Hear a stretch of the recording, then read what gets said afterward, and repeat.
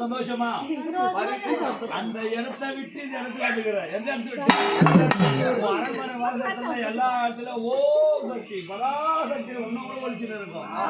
அப்படியே அவர் அந்த சண்டை விட்டு இந்த நேரத்துல வந்துருக்கு. இனிமேல இந்த குழந்தைய தொட்டா கேட்டு போனோம்.